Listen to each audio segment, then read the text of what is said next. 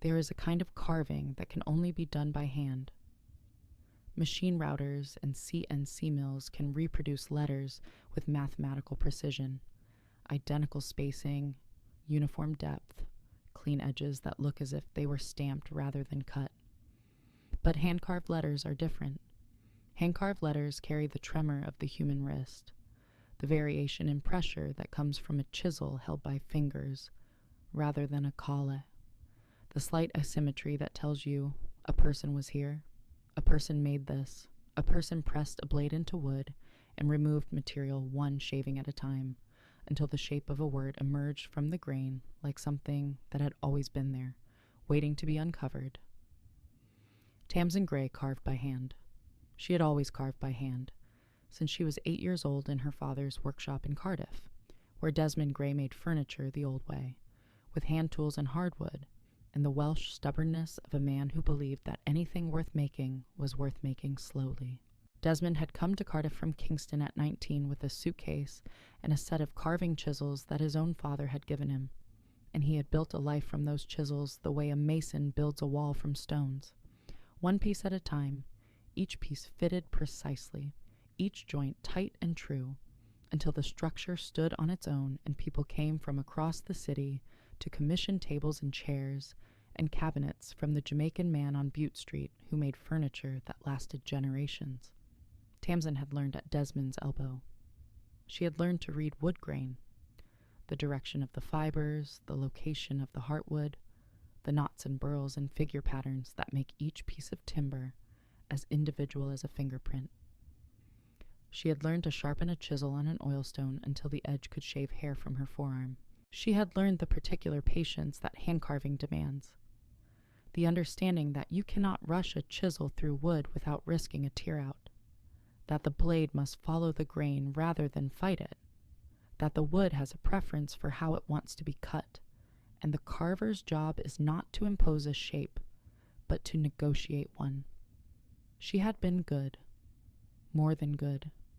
She had been gifted, the way her father was gifted, the way her grandfather in Kingston had been gifted, the talent passing through the bloodline like grain through timber, present in every generation, expressing itself in hands that understood wood at a level that transcended technique and approached instinct. She had completed an apprenticeship in furniture restoration at 20. She had worked in a conservation workshop in London, restoring Georgian and Victorian furniture for museums and collectors, her hands performing the delicate surgery of replacing damaged veneer and rebuilding broken joints and recarving missing ornamental elements with a precision that made the new work indistinguishable from the original. And then the unraveling. It did not happen all at once. Unravelings rarely do. They happen in increments, in small surrenders, in the accumulation of choices that seem manageable individually and catastrophic collectively. For Tamsin, the increments were these: the pain in her hands that began at 26, the repetitive strain that is the occupational disease of anyone who works with hand tools for 8 hours a day, the painkillers prescribed by a doctor who did not ask how many hours she worked or what she did with her hands, the escalation from prescribed to purchased, from pills to powder, from weekend relief to daily necessity, the loss of the workshop, the loss of the flat, the loss of the tools, sold, pawned, traded, the chisels that her grandfather had given her father and her father had given her passing through her hands and out of her life in exchange for the thing that was destroying her life. 3 years of that. 3 years of the streets, the shelters, the slow erosion of identity that homelessness inflicts, the progressive invisibility, the way the world's eyes slide over you as if you are part of the infrastructure rather than a person, a piece of urban furniture no different from the benches you sleep on. 3 years of carrying the knowledge of her craft in her hands, while her hands held nothing, made nothing, carved nothing. She got sober in a hospital bed after a collapse on the embankment in February. The recovery was brutal. Medically supervised withdrawal, followed by a program, followed by the slow reconstruction of a self that addiction had dismantled to its component parts. She emerged thinner, harder, clear-eyed, with the particular ferocity of a person who has fought their way back from a place where fighting seemed pointless, and who now regards every day of sobriety as a personal victory over a world that had written her off. She had acquired new tools, not her grandfather's chisels. Those were gone, sold during the worst of it, irretrievable. But a set of carving gouges from a charity shop in Whitmore, a mallet from a skip behind a construction site, a sharpening stone from a flea market. The tools were not good. They were cheap, poorly balanced, the kind of starter set that a hobbyist might buy. But they were tools, and tools in Tamsin's hands became extensions of her nervous system, conduits for the talent that the addiction had buried but not destroyed, the way a river buries a bridge in silt, but the bridge remains beneath the surface, structurally intact, waiting to be uncovered. She began carving on the park benches because she had nowhere else to carve. She slept on benches, she sat on benches, she ate on benches. The benches were her furniture, her bed, her chair, her table, and she knew them intimately, the way a person knows their home. This one had a loose slat. This one faced the morning sun. This one was sheltered from the wind. This one was in the park where the ducks came at dawn and the old women fed them bread. She carved because she needed to carve, because the talent in her hands demanded expression the way hunger demands food, because 3 years of not carving had created a deficit that her sobriety had made unignorable. She carved because the benches deserved it, because municipal park furniture is ugly by design, functional without beauty, and Tamsin believed that everything made of wood deserved the attention of someone who understood wood, the way every person deserves the attention of someone who understands people. She found the name by accident, a plaque on a bench in Harborview Park, a small brass plate screwed to the backrest, the kind of memorial plaque that bereaved families purchase from the Parks Department to honor someone who died. This plaque read, "In memory of Mikhail, Misha, who loved the ducks." The plaque was tarnished. The bench was ordinary, slatted hardwood on cast iron frames, no different from any other bench in any other park.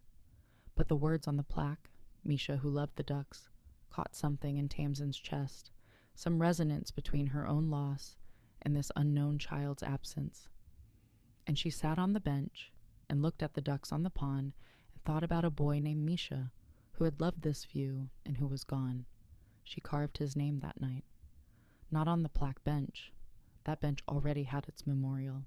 She carved Misha on the next bench over, the one that faced the same ducks from a slightly different angle, the one that a child might have sat on when his favorite bench was occupied. She carved the name on the underside of the armrest in flowing copper plate letters surrounded by a border of carved oak leaves, and the carving took 3 hours, and when it was finished, she ran her thumb over the letters and felt the name under her fingertips, and understood that she had done something she needed to do, that the carving was not vandalism but tribute, not damage but repair, the repair of an anonymous absence, the transformation of a name on a tarnished plaque into a name in the living wood of a park bench where it would endure as long as the wood endured. She carved Misha on another bench the following week, then another, then another. Each carving was different lettering style, different decorative border, different location on the bench. She carved the name in Gothic black letters surrounded by carved ivy on a bench in Cathedral Park. She carved it in Art Nouveau script, wreathed in carved lilies on a bench in the Botanical Gardens. She carved it in simple, clean sans serif on a bench near the harbor, surrounded by carved waves and a single carved duck, a duck for Misha, for the boy who loved the ducks. 14 benches in 6 months. 14 carvings, each one a small masterpiece of letterwork and ornamental carving, each one placed discreetly, on armrest undersides, along back edges, in locations that were not immediately visible, but that rewarded anyone who looked, anyone who ran their hand along a bench and felt the unexpected texture of carved letters beneath their fingers, and paused and looked and found a name. Misha. If you already feel what those carvings mean, if you know what it's like to find someone's name in a place you didn't expect. Subscribe to Crimson Vow Tales right now. Hit that notification bell because the father of that boy is about to discover what this woman has been doing to every bench in his city. Vera Kaladze found the first carving on a Tuesday in April. She was walking in Cathedral Park, her daily walk, the walk she had taken every morning since Mikhail's death, because walking was better than sitting in the house where the boy's room was a museum, and the boy's grandfather stood in the doorway every night, tracing carved letters on a doorframe. She sat on a bench to rest her knees. She placed her hand on the armrest. Her fingers found something, a texture that was not the usual rough grain of weathered municipal wood, but something deliberate, something shaped. She turned her hand over and looked at the underside of the armrest and saw the name Misha carved in Gothic letters inside a border of ivy, so precise, so beautiful, so unmistakably the work of a skilled hand that Vera's breath stopped in her throat. She sat on the bench in Cathedral Park with her fingers on the carved name of her dead grandson, and she wept, quietly, efficiently, the way she wept for everything, with the contained grief of a Georgian woman who had survived the dissolution of an empire and the death of her daughter and the death of her grandson, and who regarded tears as a mechanical function rather than an emotional display. Necessary, brief, to be completed and moved past. Then she went looking for more. She walked to the botanical gardens, then 30 minutes on her arthritic knees, and checked the benches. She found Misha on the third bench, carved in Art Nouveau script with lilies. She walked to Harbor View Park and found Misha with its carved duck. She walked to Riverside Gardens and found Misha in Celtic knotwork. 4 parks, 4 carvings. 4 instances of her grandson's name rendered in wood with a skill and a tenderness that could not be accidental, could not be coincidence, could not be anything other than the deliberate work of someone who knew what they were doing and who was doing it with love. She went home. She sat Alexei at the kitchen table, the table where he ate the food she cooked without tasting it, where he conducted the business calls that kept the empire running, where he existed in the mechanical half-life that had replaced living since Mikhail's death. She placed her phone on the table. Photographs of the carvings, close-ups showing the detail of the lettering, the precision of the ornamental borders, the quality of the craft. "Someone is carving Misha's name on the park benches," she said. Alexei looked at the photographs. He looked at them for a long time. His pale gray eyes moved over the carved letters, the Gothic black letter, the Art Nouveau script, the Celtic knotwork, the simple sans serif with the carved duck. And his face did the thing that Vera had not seen it do in 3 years. It changed. The controlled, grief-fixed expression that Alexei wore like a mask shifted, and beneath it was not anger. She had expected anger, had expected the territorial protectiveness of a father whose dead son's name was being carved into public property by an unknown hand. But wonder. The expression of a man who has encountered something he cannot explain, and who is, for the first time in 3 years, curious about the world rather than merely enduring it. "Who?" he said. It was the first question he had asked about anything unrelated to business in 3 years. "I don't know, but whoever it is, they can carve, Alexei. This is not vandalism. This is craft. This is someone with real skill, real training, making something beautiful with Misha's name. I don't know why. I don't know how they know the name, but I want to find out." Alexei picked up Vera's phone. He enlarged the photograph of the Harbor View carving, the one with the duck, the one near the bench with the memorial plaque, the one closest to the pond where Mikhail had fed the ducks every Saturday morning while Alexei sat on the plaque bench and watched and drank coffee and listened to his son narrate the duck hierarchy with the earnest authority of a 7-year-old ornithologist. "That one is Boris, Papa. He's in charge. The brown one is his wife. She doesn't like the bread, but she eats it anyway because Boris tells her to." He traced the carved letters on the phone screen with his fingertip. The motion was identical to the motion he performed every night on Mikhail's doorframe. the tracing of a name, the tactile connection to a word that represented a person who was gone. But these letters were different. These letters were not the work of the hired carpenter who had carved the doorframe at Mikhail's request. These letters were art. These letters had been carved by someone who understood wood the way Alexei understood shipping routes, at a cellular level, at the level of instinct and expertise and love. Find them, he said. He sent people, not his usual people, not the enforcers and the logistics men who managed the business side of his empire.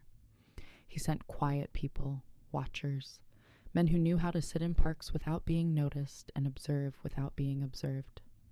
He sent them to the 14 benches, and he told them to watch and wait and report who came to the benches and who touched them and who carried tools. It took 4 days. On the 4th day, a watcher in Riverside Gardens reported, a woman, black, lean, wearing a waxed canvas jacket and work boots, carrying a leather tool roll. She arrived at a bench near the willow trees at dusk. She sat on the bench. She ate a sandwich from a paper bag. She unrolled the tool roll. Chisels, gouges, a mallet, and she began to carve. The watcher photographed her from 50 meters. She carved for 3 hours, working by the light of a headlamp strapped to her forehead, and when she finished, she ran her thumb over the letters.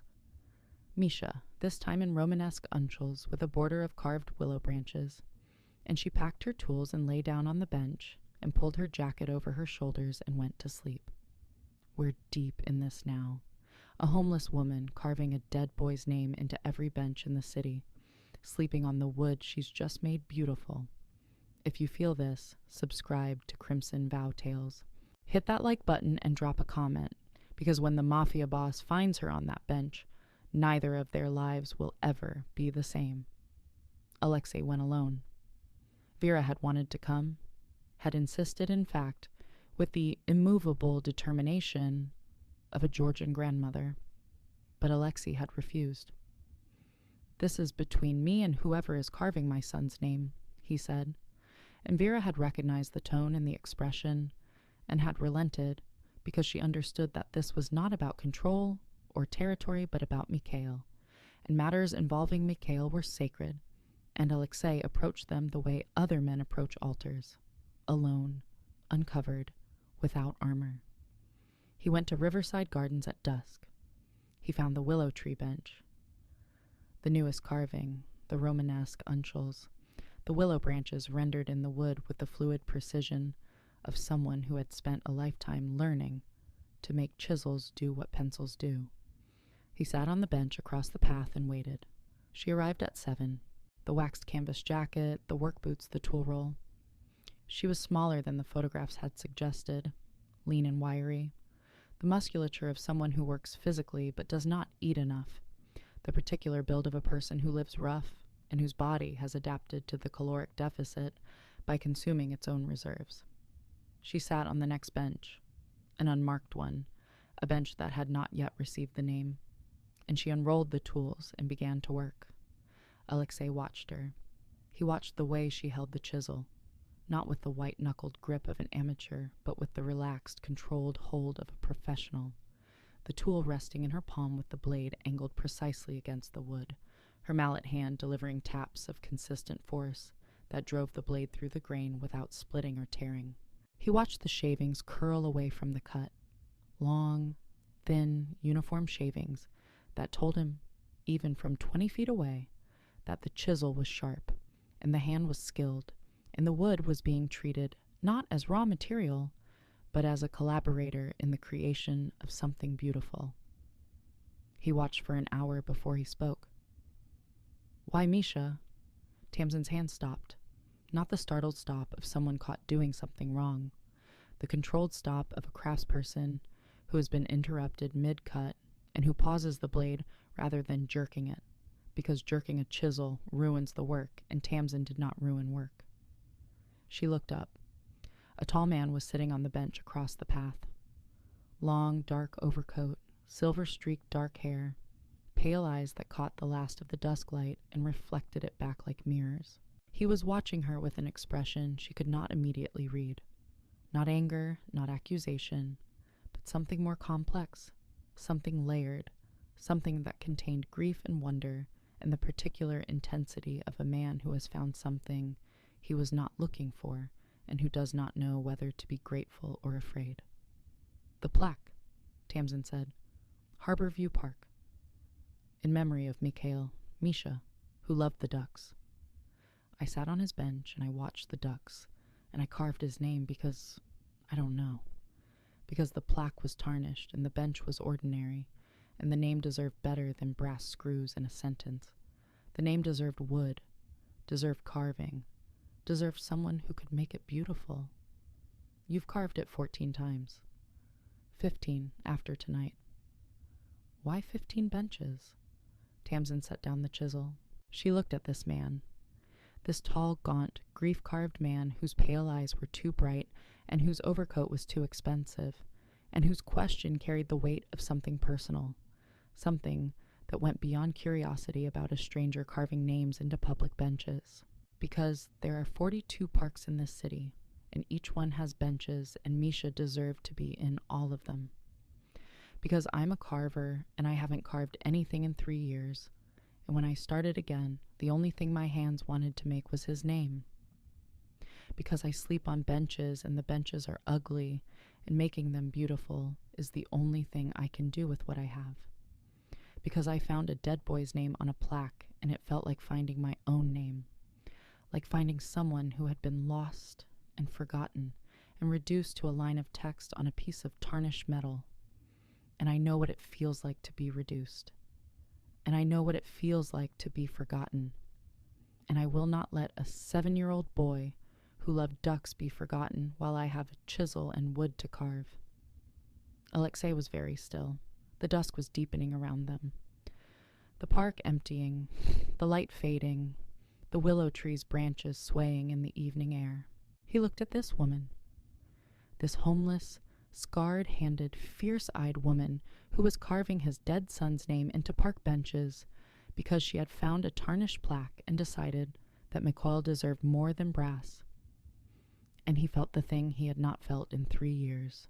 The door in his chest opening, the sealed room where Mikhail's memory lived suddenly flooding with light, because someone, a stranger, a woman sleeping on benches, had been keeping his son's name alive in the wood of the city without knowing who the boy was, or who his father was, or that the name she carved every week in a different park was the name that a man traced on a doorframe every night before bed. "He was my son," Alexei said. "Mikhail. Misha. He was 7. He died 3 years ago. Leukemia. His last request was, he asked me to put his name on his bench, the duck bench, in Harbor View. I put the plaque there, brass screwed to the wood. He wanted it carved. He said, 'Carved, Papa, like my door.' I had his name carved into his bedroom doorframe when he was 5. He watched the carpenter do it. He loved watching wood being carved. He wanted his bench carved. And I couldn't. I don't carve, I don't have the skill, and after he died, I couldn't. I put the plaque and I left, and I haven't been to that park in 3 years." Tamsin listened. She held the chisel loosely in her hand, and she listened to this man describe a dead boy's last wish, a carved name on a park bench, and she understood, with the clarity that comes from having lost everything and rebuilt from the foundation, that she had been fulfilling a dying child's request without knowing it. That every bench she carved, every Misha she cut into municipal hardwood with her charity shop chisels, was an answer to a question asked in a hospital room 3 years ago by a 7-year-old boy who loved ducks and wooden toys and the sound of a chisel moving through wood. "He wanted it carved," she repeated. "He wanted it carved." Tamsin looked at the bench beneath her. The 15th bench, the one she had been working on when this man appeared. She looked at the letters she had started. M.I.S., cut in Romanesque uncials, the willow branch border roughed in around them. She looked at her tools, the cheap gouges, the skip mallet, the sharpening stone. She looked at this man who was watching her with pale eyes full of a grief that she recognized because she carried her own version of it. The grief of someone who has lost the most important thing and who gets up every morning anyway, because the alternative is worse. "I'll finish this one tonight," she said, "and I'll keep going. Every park, every bench that will take the carving, until his name is everywhere, until you can't sit down in this city without finding Misha." "Why would you do that?" "Because I'm a carver. Because these are my benches. I sleep on them. I live on them. They're my home. Because your son asked for his name to be carved, and the universe apparently decided that the person to do it would be a homeless woman with a set of charity shop chisels and too much time and exactly the right skill set. Because that's how the world works sometimes. The person who can do the thing finds the thing that needs doing, and the finding is not an accident, it's a fit, the way a tenon fits a mortise, the way a chisel fits a hand." Alexei sat on the bench across from her in the deepening dark and watched her pick up the chisel and resume working, the blade entering the wood with the precise, controlled motion of a master carver. The shavings curling away from the cut, the letters emerging from the grain one stroke at a time. And he understood that Vera had been right. This was not vandalism. This was not damage. This was a woman performing the act that his dying son had requested 3 years late and from the hands of a stranger, and the act was being performed with a level of skill and care and love that made every carved letter a prayer and every bench a shrine. He came back the next evening. He brought food from the Georgian restaurant that Vera patronized, the one that made the khachapuri that Mikhail had loved, the one that Alexei had not entered since the funeral, because the owner would offer condolences, and the condolences would be genuine, and the genuineness would destroy him. He brought the food in a paper bag, and he placed it on the bench beside Tamsin, and she looked at the bag and looked at him and said, "I don't need charity." "It's not charity, it's khachapuri, my son's favorite, my mother-in-law's restaurant. Eat it or don't, but I brought it because Misha would have brought it. He brought food to everyone, he shared everything. He would have seen you carving, and he would have brought you something from Vera's restaurant because that's who he was." Tamsin opened the bag. She ate the khachapuri, cheese bread warm, the kind of food that fills not just the stomach, but the part of the self that homelessness empties, the part that craves warmth and generosity and the evidence that someone thought about you enough to bring you something. She ate and she carved, and Alexei sat on the opposite bench and watched, and the evening passed in the particular silence of two people who are learning each other's rhythms. The rhythm of her chisel strokes, the rhythm of his breathing, the call and response of craft and witness. He came every evening for 2 weeks. The routine established itself with the organic inevitability of a thing that belongs. Alexei arriving at dusk, and with food from Vera's restaurant, settling onto the opposite bench, the silver pocket watch appearing in his fingers like a rosary. Tamsin working, the chisels moving through the wood with the rhythmic certainty of a heartbeat, the letters emerging one stroke at a time, each bench receiving a different Misha in a different hand, each carving a conversation between the carver and the wood and the absent boy whose name connected them all. On the 5th evening, it rained. Not the light mist that the coastal city produced most evenings, but genuine rain, heavy, cold, the kind that turns park paths to mud and drives everyone indoors, except the people who have no indoors to be driven to. Tamsin kept carving. She had carved in rain before. She had carved in everything, because weather is not optional when your workshop is the city, and your workbench is a park bench, and your roof is the sky. She hunched over the work, her waxed canvas jacket shedding water, the headlamp beams scattering in the raindrops, the chisel still moving with the same precision, because the skill lived in her hands, and her hands did not care about weather. Alexei did not leave. He sat on the opposite bench in his cashmere overcoat and let the rain soak through the wool and the silk lining and the shirt beneath, and he did not open an umbrella, and he did not seek shelter, and he did not move, because Tamsin was not moving, and Alexei would not leave a woman carving his son's name in the rain while he went somewhere dry. The rain was a test he had not planned, a test of something he could not name, and he sat in it, and past it, and the water ran down his face and into his collar, and the pocket watch grew cold in his fingers, and he did not care. When the carving was finished, bench 19, the one near the rose garden in Kensington Park, Misha in flowing Spencerian script with carved roses. Tamsin looked up and saw Alexei sitting in the rain on the opposite bench, soaked, his dark hair plastered to his forehead, his overcoat ruined, his pale eyes still watching her hands. "You're wet," she said. "So are you." "I'm always wet. I live outside. You have a house."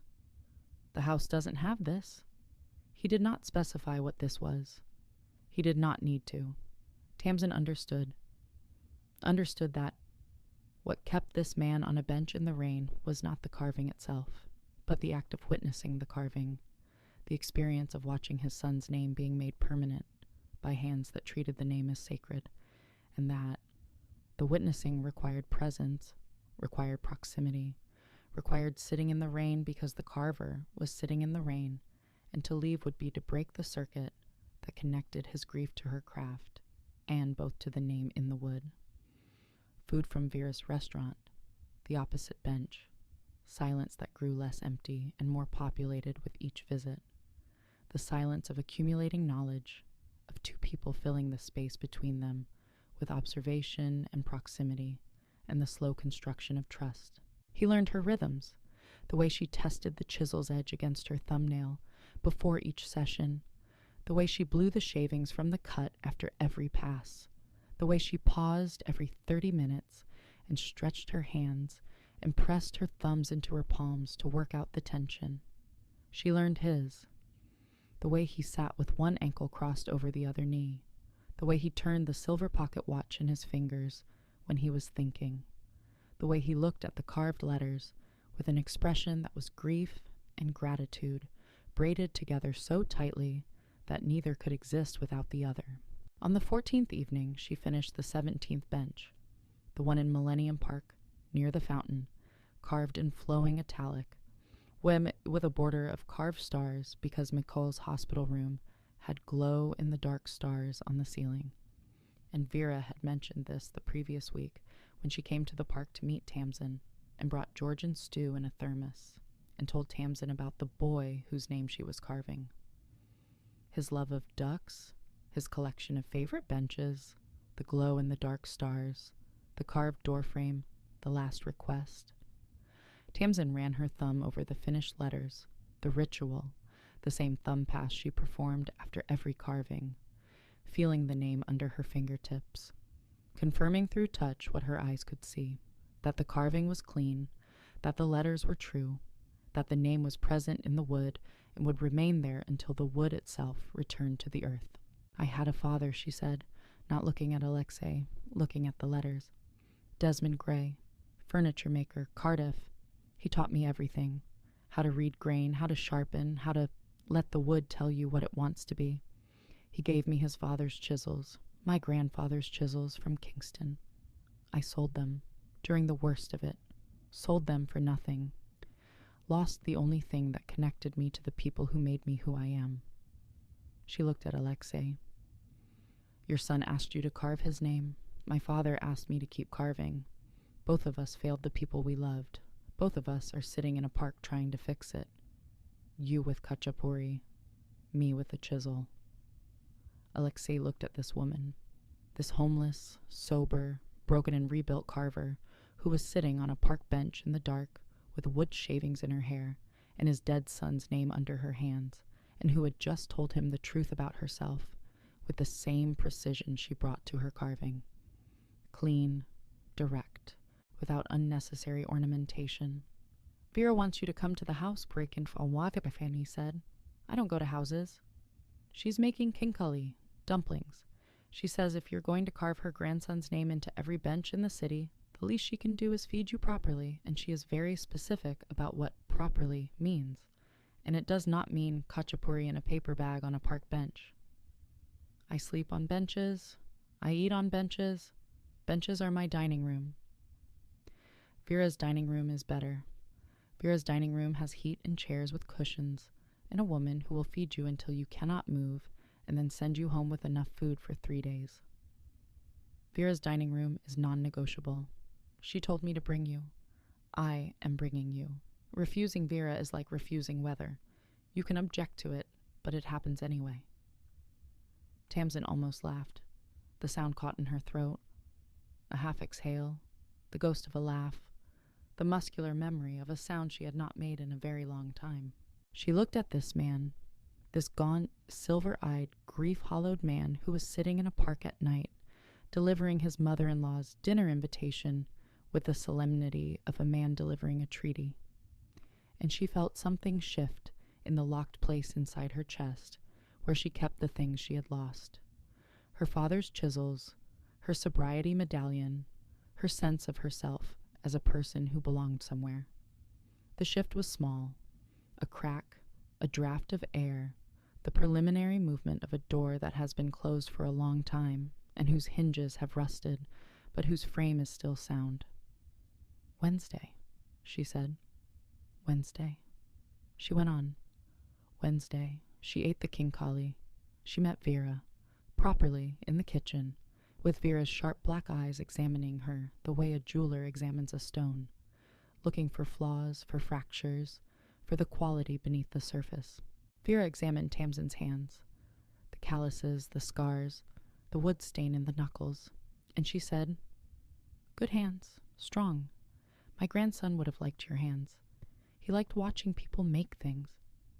Tamsin looked at the kitchen, at the Georgian textiles and the family photographs and the evidence of a household that was being held together by an elderly woman's stubbornness and love. She looked at Alexei, who was sitting at the table watching her, with the same expression he wore in the park, grief and gratitude, and the tentative, fragile curiosity of a man relearning how to be interested in the world. "Show me his room," Tamsin said. Alexei went still. The request was unexpected.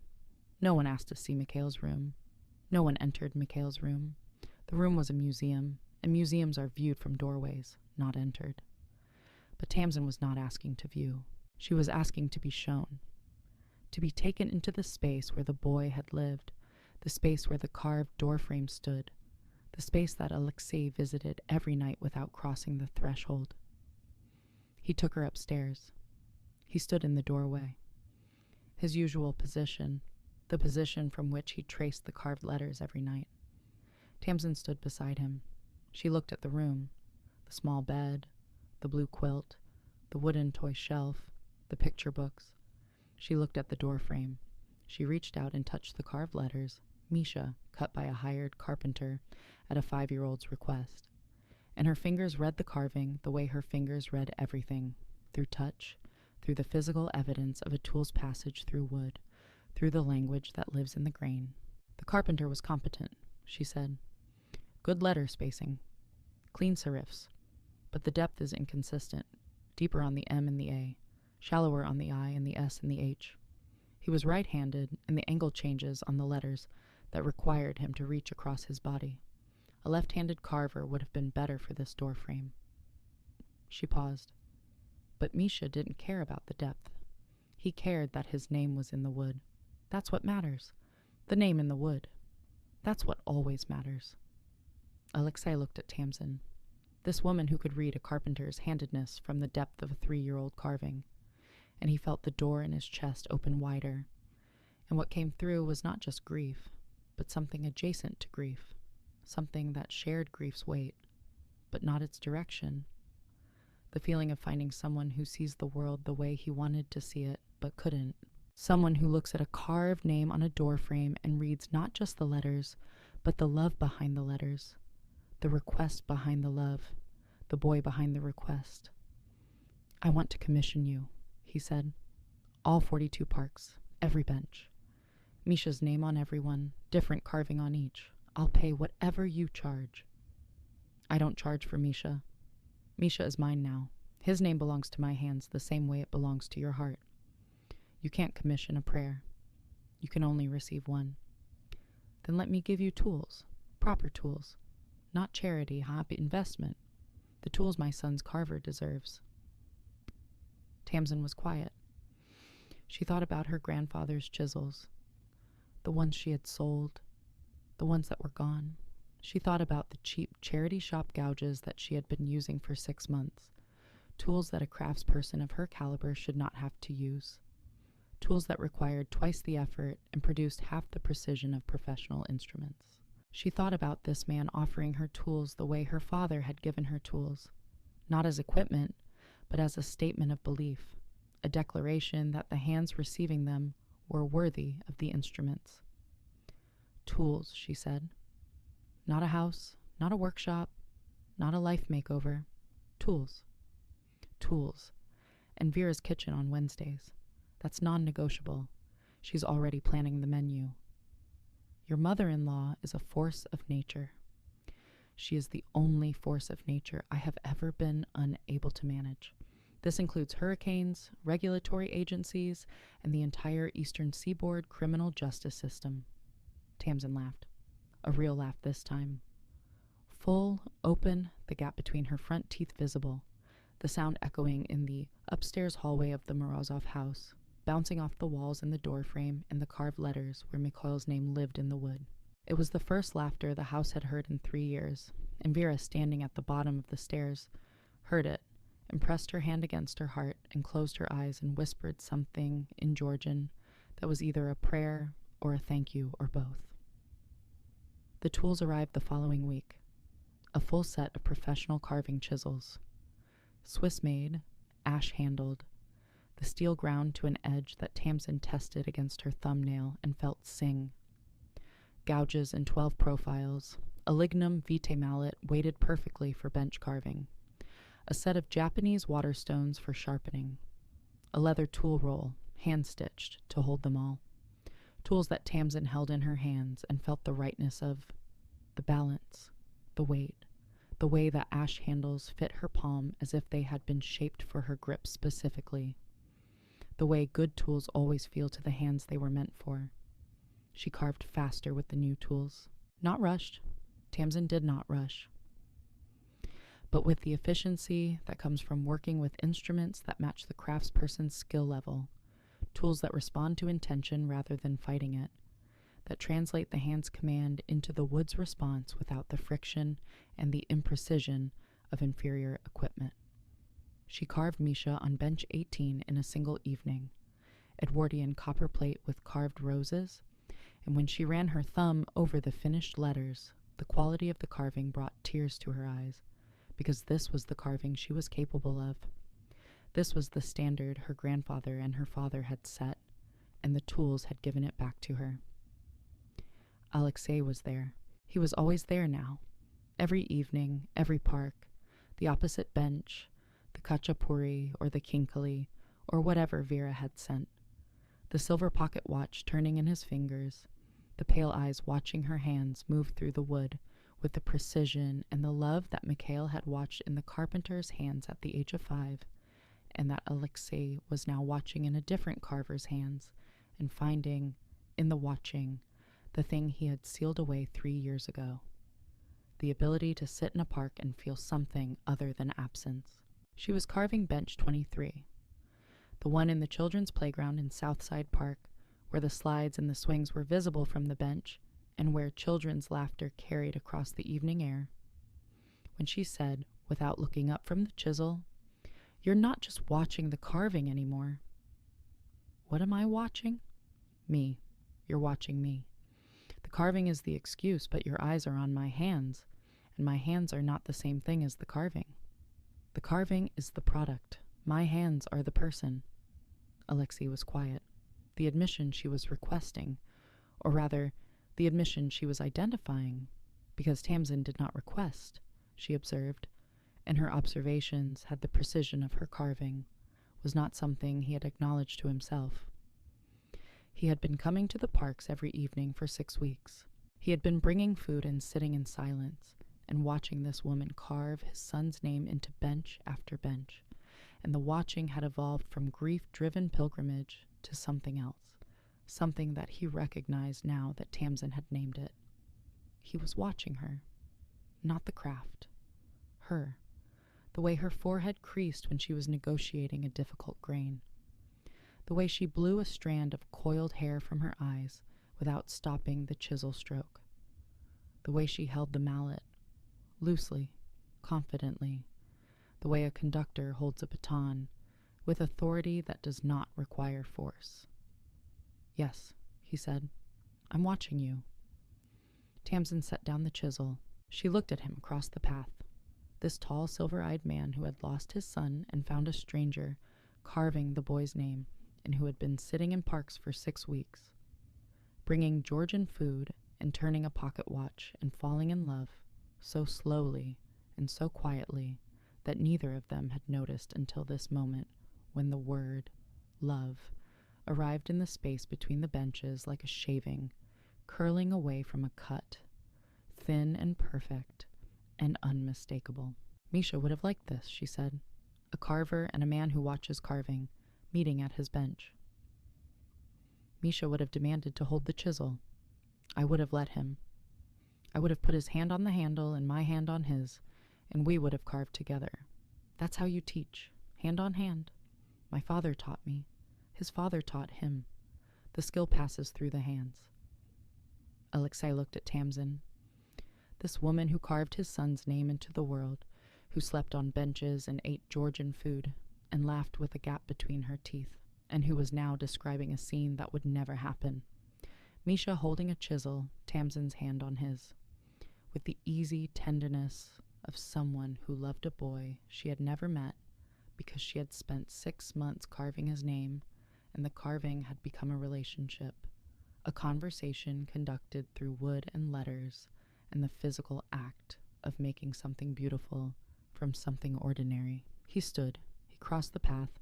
He sat beside her on the bench she was carving, the bench that would bear Misha's name, and he placed his hand over hers on the chisel handle, his large, watch-chain-wearing, empire-running hand over her small, scarred, wood-stained master carver's hand on hand, the way she had described, the way skill is transmitted, the way love sometimes begins, not with words, but with touch, with proximity, with the shared grip on a tool that is making something permanent from something perishable. "Show me," he said. "Show me how to carve his name." Tamsin looked at his hand on hers. She looked at the chisel. She looked at the bench, where Misha was half finished, the letters waiting for their completion, the wood waiting for the blade, the name waiting to emerge from the grain. She guided his hand. She placed the chisel at the correct angle. She positioned his fingers on the handle and adjusted his grip and said, "Lighter. You're holding it like you're afraid of it. Hold it like you trust it, like it knows what to do and you just need to point it in the right direction." She tapped his hand with the mallet, one controlled strike, and the chisel moved through the wood and a shaving curled away, and a millimeter of the letter H emerged from the bench, carved not by Tamsin's hand alone, but by 2 hands together, a carver and a father, making a dead boy's name permanent in the wood of a city that would carry it forever. Thank you for staying with Tamsin and Alexei through every carving in this story. Thank you for understanding that a name in wood is more than letters. It's a voice, a presence, a refusal to let someone be forgotten. If this story moved you, subscribe to Crimson Vow Tales and hit that notification bell. Share this with someone who makes things with their hands, who carves or builds or creates, who knows that the best work happens when the tool fits the hand and the hand fits the purpose. Drop a comment telling me, whose name would you carve? I read every single one. Until next time, remember, every bench in every park was made by someone's hands, and every bench is waiting for the right hands to make it beautiful.